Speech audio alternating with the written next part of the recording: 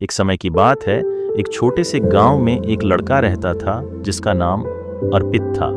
अर्पित का सपना था कि वह एक दिन बड़ा आदमी बनेगा, लेकिन उसकी जिंदगी में बहुत सी मुश्किलें और समस्याएं थीं।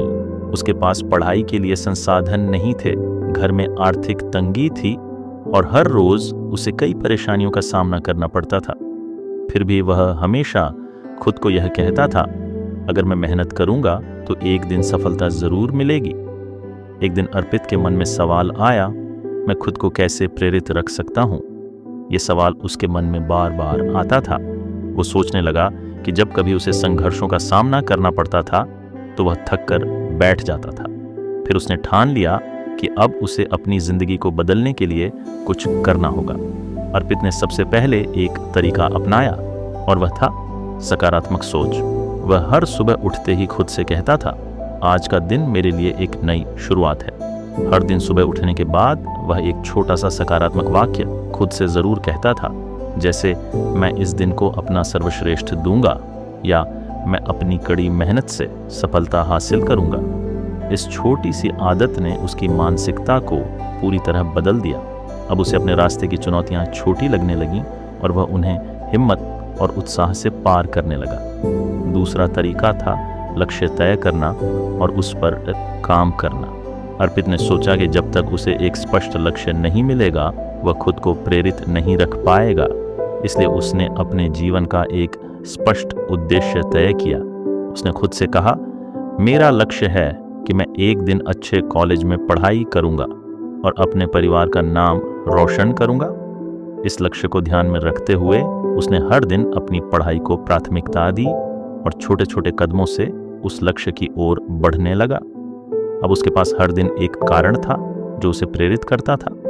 तीसरी बात, अपने आसपास प्रेरणादायक लोग रखना। अर्पित ने यह महसूस किया कि अगर वह हर समय नकारात्मक लोगों के बीच रहेगा तो उसकी प्रेरणा कम होती जाएगी। उसने अपने आसपास ऐसे लोगों को चुना जो उसे सकारात्मकता और ऊर्जा दें। उसने अपनी माँ और दादी से प्रेरणा ली, जो हर हाल में उम्मीद और संघर्ष की बात करती थीं। उन्होंने उसे बताया, कभी हार मत मानो, जो लोग संघर्ष करते हैं वही सच्ची सफलता तक पहुंचते हैं।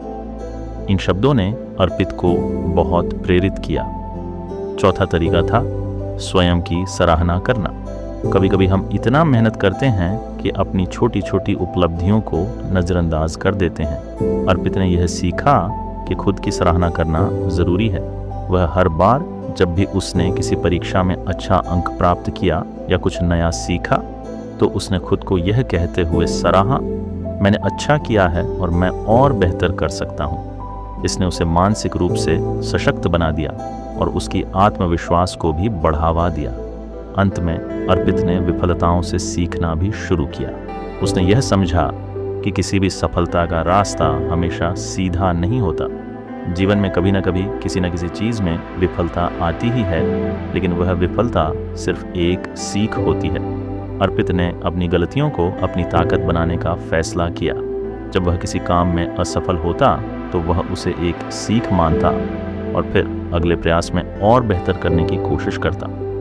कुछ ही महीनों में अर्पित की सोच और मेहनत में बदलाव आ गया। उसकी ज़िंदगी में एक नई ऊर्जा और दिशा आ गई थी।